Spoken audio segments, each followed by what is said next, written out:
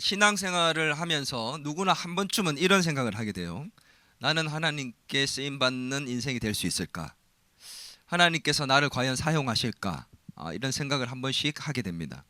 왜냐하면 자기가 스스로를 볼 때 부족하다는 느끼는 것들이 생길 수 있고, 또 내세울 것도 없고 가진 것 없다 여겨지면 과연 하나님께 내가 쓰임받을 수 있을까라는 생각들을 할 수가 있습니다. 내가 부족하고 또 나이가 많아지고 가진 것이 없고 그러다 보면 나는 그저 하나님께서 힘들지 않기만 하면 좋겠다라는 생각 정도로만 그칠 수 있습니다.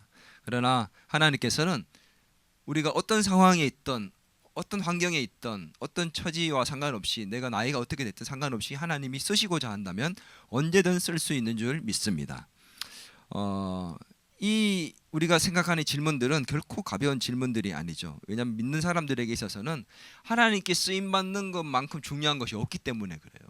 그저 나 혼자 잘 먹고 잘 살고 구원받고 천국 가면 끝나는 것이 아니라 하나님께서 우리를 이 땅에서 하나님의 귀한 도구로 사용하시는 것, 이것을 경험하는 것은 우리 그리스도인들에게는 너무도 중요하기 때문입니다.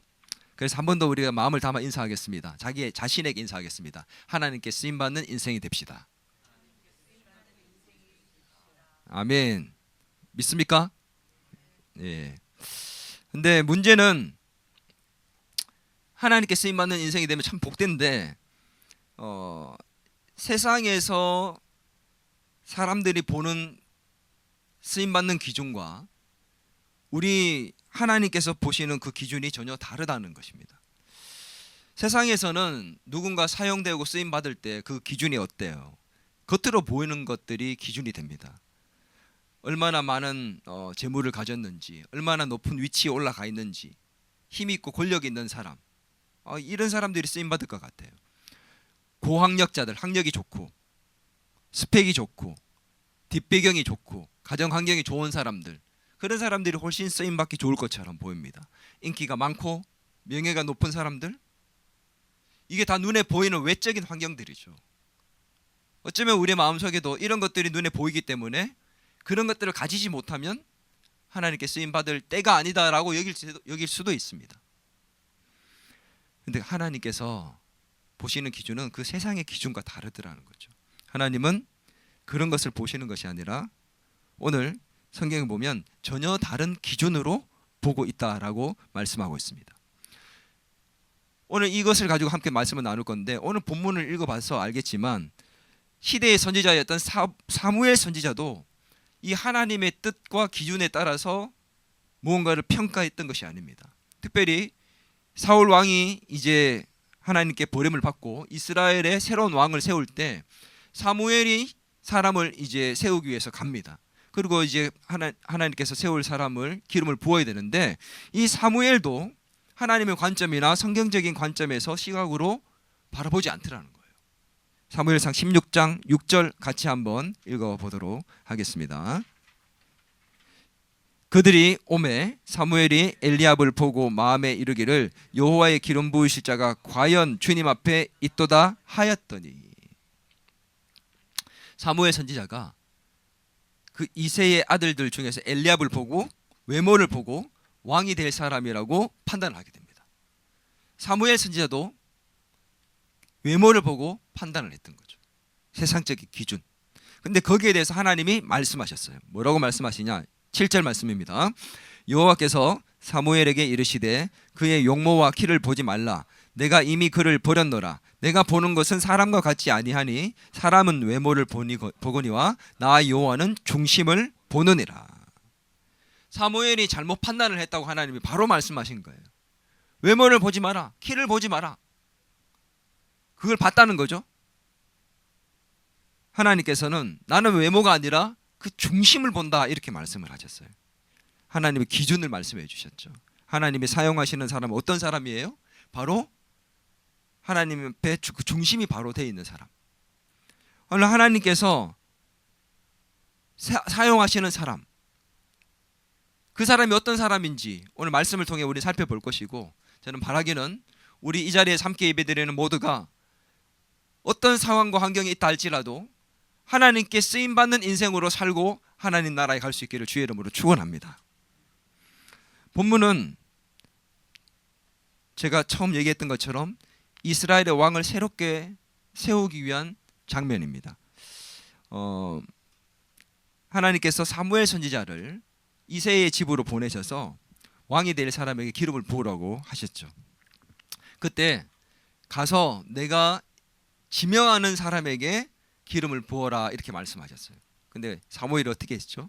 하나님이 지명하시기도 전에 마음에 이미 야 엘리압을 보니 사울 왕이랑 덩치도 비슷하고 역시 왕의 자격이 될 만하구나, 이 사람인가 보다 스스로 판단을 해버렸어요. 하나님께서 지명하는 사람이라고 얘기했는데 지명하기도 전에 본인 스스로가 판단을 했습니다. 그러나 하나님이 지명한 사람이 누구였습니까? 바로 다윗이었습니다. 본문에는 다윗이란 이름이 아예 등장하지 않아요. 그러나 오늘 하나님께서는 엘리압이 선택했던 그 외모의 기준이 아닌 그 중심을 보시고 다윗을 선택하셨습니다. 하나님이 선택하신 다윗, 과연 어떤 중심을 보고 하나님이 그를 선택하셨을까요? 하나님께서 선택하셨던 그 중심이 무엇일지 우리는 진지하게 생각하고 그런 중심을 가진 사람이 될 때 하나님께 쓰임받는 인생이 될 줄 믿습니다. 한번 따라하겠습니다. 하나님이 주목하시는 사람이 되라. 하나님이 사용하시는 사람이 누구냐면 세상이 주목하는 그런 화려한 사람이 아니라 세상이 주목하지 않아도 하나님이 주목하는 사람을 하나님이 쓰십니다. 세상에서 아무리 많은 사람들이 높이고 주목을 해도 하나님이 주목하지 않으면 그 사람을 쓰임받을 수가 없지요. 그러나 아무도 주목하지 않아도 하나님이 주목하고 있으면 그 사람은 하나님이 쓰신다는 겁니다. 사무엘상 16장 11절 우리 전반부를 한번 읽어보겠습니다. 시작. 또 사무엘이 이새에게 이르되 내 아들이 다 여기 있느냐? 이새가 이르되 아직 막내가 남았는데 그는 양을 지키나이다. 사무엘이 이새의 집에서 왕을 세우기 위해서 이새의 아들들을 봤습니다. 7명의 아들들을 다 봤는데 하나님이 다 아니래요. 그때 사무엘이 얘기합니다. 이 아들들이 다냐? 라고 물어봤더니 막내가 아직 하나 더 있습니다 라고 이렇게 얘기를 해요. 이새가. 근데 여기에서 막내라는 말은 우리 막둥이가 있는데 깜빡했네요 이런 말이 아닙니다. 이 막내라는 말은 어떤 말이냐면 꼬마라는 말이에요. 그냥 꼬마라는 귀여운 표현처럼 보이지만 이 꼬마라는 말은 그 원어적인 의미에서 어떤 의미가 담겨져 있면 중요치 않다, 아주 작은 자다, 막내가 하나 있습니다 이런 말은 뭐 보나마나 자격이 없는 자인데 막내가 하나 있긴 해요 라고 의미가 내포되어 있는 그런 말이라는 거죠. 그래서 아버지의 이 말을 볼 때 어때요? 이 다윗은 집안에서 부모에게도 인정받지 못했고 형제들에게도 인정받지 못했던 존재입니다. 왕을 세울 자리에 자식들을 다 불러라고 했을 때 얘는 아닐 거라 생각하고 양이나 지키라고 그냥 맡겨뒀던 사람, 아버지도 인정하지 않았고 왕을 세우는 중요한 자리에 불리지도 않았던 사람, 막내라는 말로 비하되었던 사람, 아무도 주목하지 않던 그런 초라한 인생, 주목받지 않고 알아주지 않는 그런 인정받지 못하던 인생을 살았던 사람이 바로 다윗이었어요. 근데 중요한 게 뭐예요? 그런 다윗을 하나님이 주목하고 계셨다는 게 중요합니다. 사무엘상 16장 1절 같이 한번 읽어볼까요? 읽어보겠습니다. 시작. 여호와께서 사무엘에게 이르시되 내가 이미 사울을 버려 이스라엘 왕이 되지 못하게 하였거늘 내가 그를 위하여 언제까지 슬퍼하겠느냐? 너는 뿔에 기름을 채워 가지고 가라. 내가 너를 베들레헴 사람 이새에게로 보내리니 이는 내가 그의 아들 중에서 한 왕을 보았느니라 하시는지라. 한 왕을 보았느니라. 이미 하나님이 사울을 패하기로 작정하셨을 때 왕을 세울 사람을 보았대요. 주목하셨대요. 여기에서 보다라는 말은 라라는 말인데 이 히브리어 라라는 말은 단순히 보다 이런 뜻이 아닙니다. 봤다 이런 뜻이 아니에요. 아주 주의 깊게 살펴봤다, 주목했다, 관찰하고 선택했다라는 의미까지 포함되어 있는 겁니다. 내가 이새의 집에서 그 아들 중에서 한 왕을 보았다. 내가 주목했고 선택했다. 이런 의미예요. 하나님께서 이미 다윗을 주목하셨고 선택하셨다는 겁니다. 아무도 주목하지 않고 인정하지 않고 가족에게조차 인정받지 못했고 알아주지 않고 허드렛 일로 중요한 자리도 불리지 않았던 그를 하나님은 주목하셨고 깊이 보셨고 선택하셨습니다. 사람의 시선 밖에 있다 할지라도 하나님의 시선 안에 있는 것이 중요한 것입니다. 사람에게 인정받지 못해도 하나님께 기억되고 선택받는 자, 그 사람이 하나님께 쓰임받는 것입니다. 오늘 우리가 이것을 통해서 뭘 알아야 됩니까? 바로 세상이 주목하는 사람과 하나님이 주목하는 사람이 다르다는 것입니다. 아버지가 주목했던 사람, 사무엘이 주목했던 사람과 하나님이 주목했던 사람이 달랐어요. 여러분은 세상이 주목하는 사람이 되기 위해 노력하고 살고 있습니까? 아니면 하나님이 주목하는 사람이 되기 위해서 노력하고 있습니까? 하나님의 주목을 받는 저와 여러분이 되기를 주의 이름으로 축원합니다. 어떻게 다윗은 하나님께서 주목하는 사람이 되었을까요? 이전에 다윗이라는 사람에 대해서는 전혀 언급이 없어요. 그리고 이 본문 자체에도 이새의 아들이라고 아들 중에서라고 얘기하고 계속해서 말을 꺼내지만 정황상 다윗이라는 걸 우리는 알고 있기 때문에 보고 있지만 다윗이라는 이름 자체가 아예 언급 자체가 되지 않습니다. 그런데 이런 다윗이 어떻게 하나님께 주목을 받았을까요? 성경에는 왜 주목받았는지에 대해서 구체적으로 말해주지 않습니다. 하나님께서 다윗이 이러이러했기 때문에 내가 주목했다, 그리고 왕을 세웠다라고 얘기하지 않습니다. 그런데 이 성경을 통해서 하나님이 다윗을 주목하실 그 당시에 다윗의 삶의 모습을 보면 충분히 우리가 유추해낼 수가 있습니다. 왜 하나님께서 다윗을 선택했는지. 아무도 알아주지 않는, 주목하지 않는 자신의 자리를 다윗은 묵묵히 지키며 최선을 다하고 있었습니다.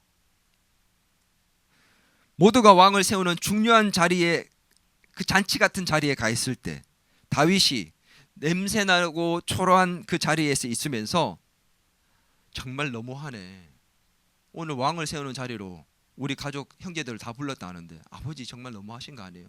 다른 사람 양치키신 사람 세워놓고 나 불러야 되는 거 아닙니까? 나도 그 자리에 가고 싶은데 아버지 너무하신 거 아니에요? 하나님 왜 저에게 이런 일을 허락하십니까? 저는 주워온 자식인가요? 그렇게 신세 한탄하고 저는 이렇게 냄새 나는 데서 이렇게 취급받아야 되는 그런 존재인가요? 원망하고 그럴 수 있거든요. 그러나 다윗은 신세 한탄이라 하면서 그 자리에서 원망하고 있지 않았습니다. 목숨을 걸고 사자와 곰으로부터 양을 지키며 최선을 다해 그 자리를 묵묵히 지키고 있었습니다. 아무도 주목하지 않고 알아주지 않는 초라한 현실의 자리, 그 자리에서 하나님 말씀을 사모하며 하나님을 찬양하고 믿음을 잃지 않고 하나님을 원망하거나 현실을 부정하지 않고 그 삶의 자리에서 최선을 다해 그 자리를 묵묵히 지켰던 그 모습, 하나님은 그런 다윗의 모습을 주목하셨던 것입니다. 여러분, 이런 다윗의 모습을 보며 여러분의 모습은 어떻다 생각하십니까? 여러분은 여러분의 그 자리를 묵묵히 지키며 최선을 다하고 있습니까? 아니면 더 나은 누군가를 바라보며 비교하며 원망하고 자기 자신을 질책하고 환경을 탓하고 있지는 않습니까? 오늘 하나님이 주목하시는 사람이 되기 위하여 우리는 우리의 삶의 현실의 그 자리에서 묵묵히 최선을 다하며 하나님을 향한 믿음을 잃지 아니하고 하나님의 말씀을 사모하고 기도와 찬양을 잃지 아니하고 그 자리에서 하나님을 바라보는 사람으로 서 있기를 주의 이름으로 축원합니다. 아무도 주목하지 않고 알아주지 않는 초라한 자리에 있다고 여겨지십니까? 기억하십시오.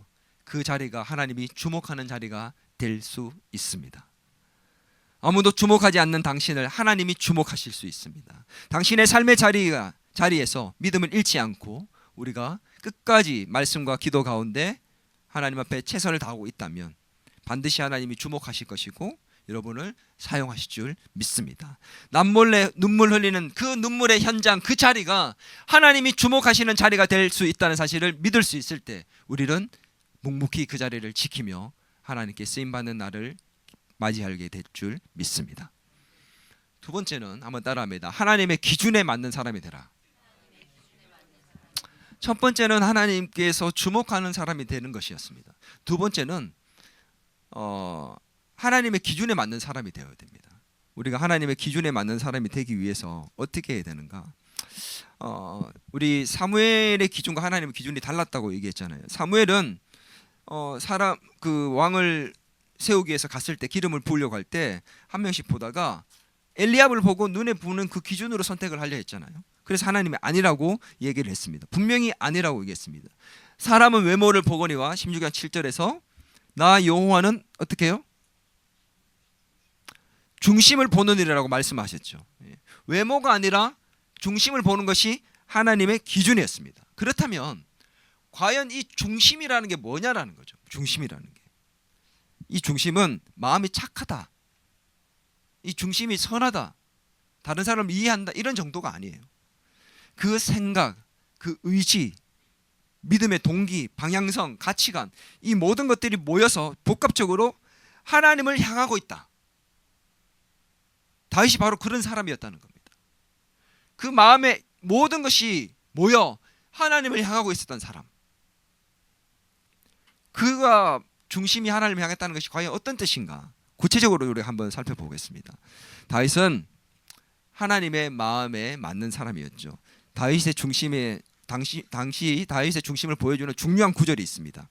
오늘 본문 13장 14절 한번 읽어보겠습니다. 시작. 지금은 왕의 나라가 길지 못할 것이라 여호와께서 왕에게 명령하신 바를 왕이 지키지 아니하였으므로 여호와께서 그의 마음에 맞는 사람을 구하여 여호와께서 그의 백성의 지도자로 삼으셨느니라 하고, 여호와께서 그의 마음에 맞는 사람을 구하였다.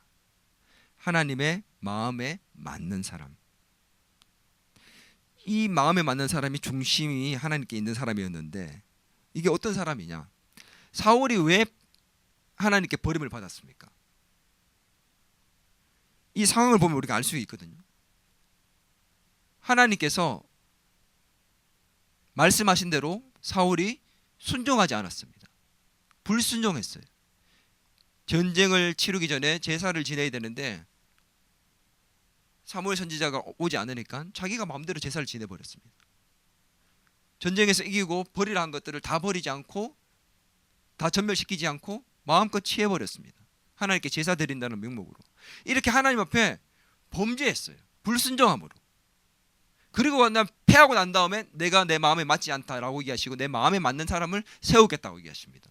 이 정황으로 볼 때 그 중심을 바로 세우는 것은 무엇입니까?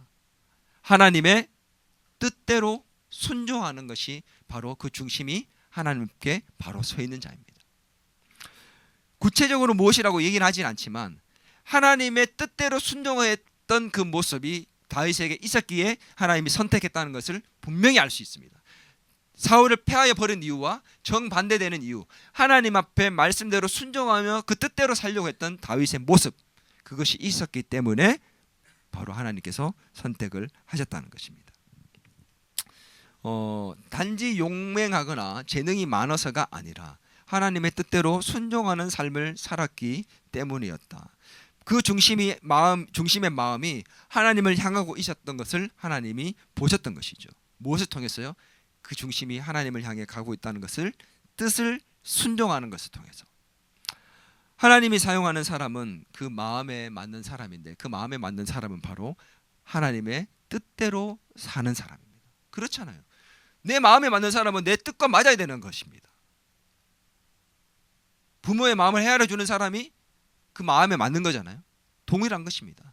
하나님의 뜻대로 순종하는 자가 하나님 마음에 맞는 사람이고 그 사람을 하나님이 쓴다는 것이죠. 과연 우리가 하나님 뜻대로 순종하지 않는데 하나님께 쓰임받을 수 있는 사람이 있을까요? 아니요, 없습니다. 우리가 하나님께 사용을 받고 쓰임받기 위해서는 하나님의 뜻대로 순종할 때 정말 쓰임받을 수 있는 거죠. 이건 당연한 거예요. 사울이 패함을 받고 다윗이 선택을 받았던 가장 큰 이유 중에 하나가 하나님의 뜻대로 순종하는 삶을 살았다는 것입니다. 우리가 이것을 분명히 기억해야 되는 이유가 무엇입니까? 하나님의 뜻이 무엇인지 몰라서가 아니에요. 사울이 하나님의 뜻을 몰랐을까요? 사울 왕 누가 세웠습니까? 하나님이 세웠어요. 사람들이 요구했지만 하나님이 사무엘에게 이 사람을 선택해서 세우라고 얘기해서 세운 사람입니다. 하나님이 세웠고 하나님의 뜻이 무엇인지 사무엘 왕도 너무 잘 아는 사람이었습니다. 문제는 뭡니까? 하나님이 세웠고 하나님의 뜻을 알았지만 순종하지 않는 사람으로 살았기 때문에 벌어진 겁니다. 오늘 우리가 하나님께 택함을 받고 하나님의 뜻이 무엇인지 너무 잘 알 수 있습니다. 말씀을 듣고 성경을 연구하고 큐티를 하고 설교를 듣고 예배를 드리면서 하나님에 대해서 너무너무 잘 알아요. 문제는 뭐냐? 순종하지 않는 것. 그러니 하나님께서 쓰지 않는 겁니다. 하나님이 쓰는 사람은 순종하는 사람입니다. 그 사람이 하나님의 마음에 맞기 때문에, 그 사람이 하나님의 마음을 알기 때문에 순종하는 거거든요. 매일 읽고 성경을 읽고 큐티를 하고 성경 공부를 아무리 열심히 해도 순종하지 않으면 아무 의미가 없다는 겁니다. 아침에 큐티하고 학교에 가서 회사에 가서 다른 사람 헛담하고 뒷담 하나 하고 불화를 일으킨다면 무슨 의미가 있냐는 거죠. 여러분은 누구의 뜻대로 기준대로 살고 있습니까? 성경을 읽지만 세상에 나가면 내 기준과 내 뜻대로 마음대로 살고 있지는 않습니까? 예배 드릴 때만 하나님의 뜻과 기준이 중요하고 세상 속에서는 여전히 내 기준과 내 뜻이 더 중요한 사람, 하나님께 쓰임받을 수 없습니다. 오늘 하나님의 뜻대로 순종하여 하나님의 마음에 맞는 사람이 되고 그렇게 하나님께 사용받는 저와 여러분이 되기를 주의 이름으로 축원합니다. 하나님의 뜻대로 순종하는 자가 바로 그 중심에 있는 자, 첫 번째 모습입니다. 두 번째 모습은 뭐냐면 한번 따라할까요? 하나님을 향한 믿음이 있는 자. 하나님을 향한 믿음으로 사는 자가 하나님께 쓰임받을 수 있어요. 다윗은 바로 그런 하나님을 향한 믿음으로 가득 차 있는 사람이었습니다. 그 중심에 있었던 그 믿음을 다윗과 골리앗의 그 싸움에서 잘 보여주었습니다. 우리 사무엘상 17장 37절 한번 읽어보도록 하겠습니다. 같이 읽겠습니다. 37절입니다. 또 다윗이 이르되 여호와께서 나를 사자의 발톱과 곰의 발톱에서 건져내셨은즉 나를 이 블레셋 사람의 손에서도 건져내시리이다. 이 다윗의 고백이에요. 사자와 곰에게로부터 이길 수 있었던 것이 접니다. 양을 지켜냈습니다. 제가 사자와 곰으로부터 양을 지켰던 사람입니다. 골리앗도 제가 싸워서 이길 수 있어요 라고 얘기를 안 했다는 겁니다. 여러분, 다윗이 얘기했던 것이 자세히 한번 보십시오. 뭐라고 얘기합니까? 여호와께서 나를 사자의 발톱과 곰의 발톱에서 건져내셨다. 자기가 이긴 게 아니라 하나님이 지켜주셨고 하나님이 이기게 하셨다라고 하나님으로 고백합니다. 그의 중심이 누가 있습니까? 하나님이에요. 그래서 골리앗도 이길 수 있다고 믿었던 겁니다. 자기가 싸움을 잘하기 때문에, 힘이 있기 때문에, 기술이 좋기 때문에, 능력이 있기 때문에 골리앗을 이길 수 있다고 말한 게 아니에요. 그 믿음으로 이길 수 있다고 고백한 겁니다. 다윗의 그 중심에는 이 하나님을 향한 믿음이 있었던 거죠. 양을 지킬 때에 곰으로부터, 사자로부터 지켜주시는 그 하나님을 향한 그 믿음을 하나님이 보신 겁니다. 그것을 그의 입술로 고백합니다. 17장 47절입니다. 또 여호와의 구원하심이 칼과 창에 있지 아니함을 이 무리에게 알게 하리라. 전쟁은 여호와께 속한 것인즉 그가 너희를 우리 손에 넘기시리라. 전쟁은 누구에게 속했다고요? 여호와께 속했다. 자기 입술에 이제 고백입니다. 믿음을, 그 중심에 있는 믿음을 입술로 이제 내뱉는 거죠. 이 전쟁은 하나님께 있는 겁니다. 아멘. 여러분이 이기고 승리할 수 있는 것, 여러분의 앞에 있는 그 담을 뛰어넘을 수 있는 것, 막힌 담을 허물 수 있는 것, 하나님께 있습니다. 내가 가진 능력, 내가 가지고 있는 스펙, 돈, 힘, 이것으로 사람을 이기고 내가 원하는 것을 얻는 게 아니라 하나님이 주셔야, 허락하셔야 가능하다는 것을 믿었다는 겁니다. 이 믿음이 다윗에게 있었고 하나님이 그걸 보셨기 때문에 내가 얘를 써야 되겠다. 곰으로부터 이기고 난 다음에 내가 곰을 이겼다라고 자랑한 게 아니라 하나님 지켜주셨군요 라고 고백하는 너, 내가 너를 쓰겠다. 다윗은 어떻게 승리하는지를 아는 사람이었습니다. 전쟁의 승패가 하나님께 있다는 것을 아는 사람. 그 믿음으로 살았기 때문에 하나님은 그를 보셨고, 그 믿음을 보셨고, 무기와 가진 능력이 아니라 하나님께 있는 그 능력을 의지하는 그 모습을 보시고 그를 선택하셨던 것입니다. 오늘 그 중심이 저와 여러분에게도 있기를 바랍니다. 여러분은 무엇을 보며 살고 있습니까? 내가 가진 것, 내 능력, 내 스펙과 환경을 보고 있지는 않습니까?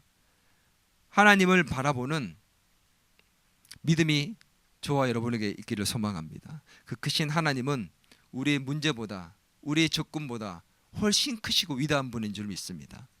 하나님은 우리가 인간적으로 외적으로 보는 것과 다르신 분입니다. 우리가 가진 것을 보시는 것이 아니라 가진 게 우리가 뭐가 있습니까? 우리가 가지고 있는 능력을 보지 마십시오. 우리가 비록 부족해도 아무것도 가진 것이 없고 나이가 많아도 우리는 하나님께서 쓰시려고 한다면 쓸 수 있다는 겁니다. 내가 열심히 노력해서 준비가 많이 되면 하나님께서 알아주시고 쓰시겠지. 내가 인기가 많아지고 내가 높은 위치에 올라가면 또 돈이 많이 생기면 그때 내가 하나님을 위해서 뭔가를 해야지. 이거 다 착각이에요. 하나님은 아무것도 없는 그 다윗을 왕으로 세우십니다.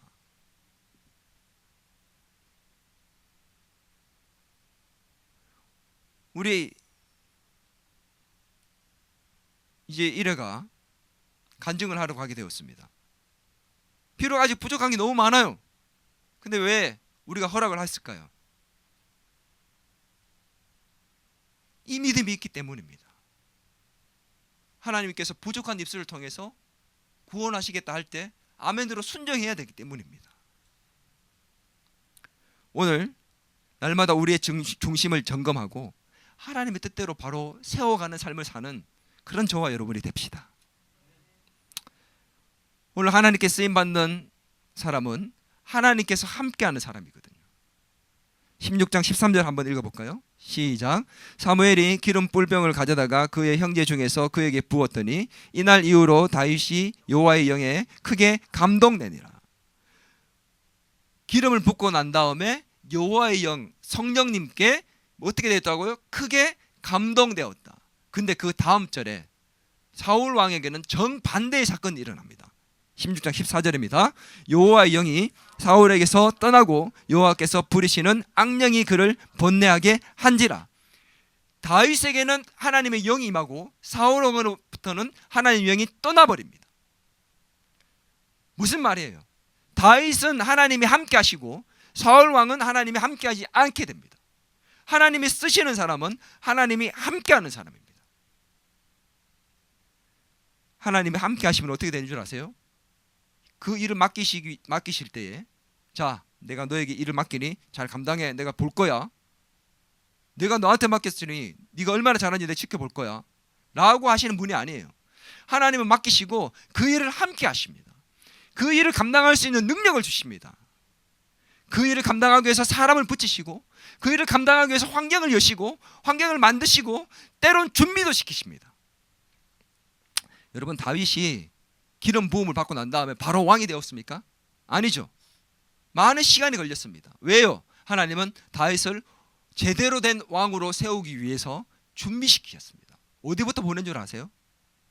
다윗을 왕궁으로 먼저 보내셨어요. 기름 붓고 난 다음에 양치고 있던 그 다윗이 사울 왕이 악령이 드니까 이걸 어떻게 고칠까 고민하다가 부하들이 얘기합니다. 소음을 잘 타는 사람을 데리고 와서 위로하면 나을 것 같습니다. 그래서 구해봅니다. 구해다 보니까 딱 누군가를 발탁하게 됐습니다. 캐스팅 누가 됐어요? 딱 다윗이 캐스팅이 된 거예요. 그래서 다윗이 왕궁으로 바로 들어갑니다. 기가 막힌 타이밍 아닙니까? 왕궁에 들어갔는데 누가 크게 사랑한 줄 아세요? 성경에 보니까 사울 왕이 그를 크게 사랑하여 자기 무기 든 자를 삼았더라. 왕의 무기를 든 자는 가장 신뢰하는 사람입니다. 바로 이 왕궁으로 들어가서 사울 왕 바로 옆에서 모든 걸 지켜봤습니다. 어떻게 됐을까요? 왕으로서 어떻게 해야 되는지를 보며 몸으로 배우게 된 것입니다. 하나님은 다윗을 그렇게 준비시켰습니다. 그러나 여러분 생각해 보십시오. 이 과정이 과연 쉬웠을까요? 제가 생각해 보니까 너무 힘들었을 것 같아요. 왠 줄 아십니까? 다윗 왕이 지금 상태가 어때요? 제정신이 아니에요. 반정신병자, 악령이 들어서 다윗 왕이 사울 왕이 죄송합니다. 사울 왕이 제정신이 아니에요. 사울 왕은 악령이 들어서 악령이 들리면 다윗을 죽이기 위해서 창을 집어 던졌습니다. 그런 악령이 들린 귀신 들린 것 같은 그런 정신병자 같은 사울 왕을 모시고 있다는 게 얼마나 힘들었을까요? 우리 그 삶의 현장에도 그런 사람 너무 많잖아요. 직장에서 동료들 중에 정신병자 같은 사람, 그 옆에서 너무 힘든 사람들 많아요. 근데 하나님이 거기에서 뭘 하신 거예요? 준비시키신 겁니다. 그를 섬기게 만드셨습니다. 사울 왕과 달리 다윗은 섬기는 것부터 배우게 하셨습니다. 그렇게 하나님이 준비시켜서 어떻게 해요? 결국은 이스라엘의 왕으로 등극시키시죠. 하나님은 철저하게 준비시키시고, 중요한 것은 뭐냐? 그 힘들고 어려운 과정 속에 있었지만 그 과정 속에도 하나님이 함께 하셔서 견디게 하셨고 이겨내게 하시고 결국은 하나님이 원하시는 그릇으로 만들어 내셨다는 것입니다. 오늘 하나님이 사용하시는 자들은 하나님이 함께 하시고 필요한 환경과 필요한 여건을 여시고 필요한 또 사람을 붙이시고 필요한 능력을 주셔서 잘 준비시키셔서 반드시 하나님께서 원하시는 대로 사용하시게 되는 줄 믿습니다. 오늘 저와 여러분이 어떤 환경에 있는지 모르겠습니다. 어쩌면 힘들고 어려운 환경, 답답한 환경, 아무도 주목해주지 않는, 알아주지 않고, 어쩌면 주변의 사람들이 정말 미친 사람들처럼 나를 힘들게 할 수도 있습니다. 세상은 여전히 우리의 가진 것을 봅니다. 겉모습, 외적인 걸, 외모를 봅니다. 스펙을 보고 돈이 얼마나 많은지, 인기가 얼마나 많은지, 주변에 좋은 인맥이 얼마나 많은지. 하나님은 중심을 보신답니다. 아무도 알아주지 않는 다윗을 하나님이 보셨습니다. 어쩌면 저와 여러분 누가도 알아봐주지 않고 인정하지 않고 주목하지 않는다고 여길 수 있지만 그런 저와 여러분을 하나님이 지금 주목하고 계십니다. 여러분의 삶의 자리가 초라하게 여겨지십니까? 양을 치는 냄새나는 자리처럼 그렇게 낮은 자리로 여겨지고 스스로의 인생을 비관하고 있지는 않습니까?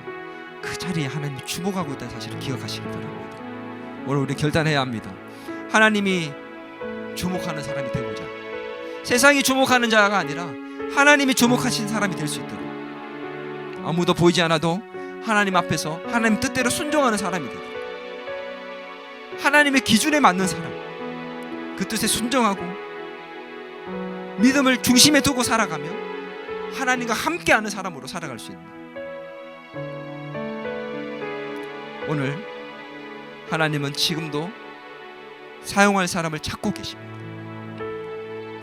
능력 있는 사람이 아니라, 조건 좋은 사람이 아니라, 외모가 훌륭한 사람이 아니라 그 중심이 하나님께 마음이 맞고 믿음이 하나님을 향하며 하나님께서 함께하는 삶을 살고 있는 그를 찾고 계십니다.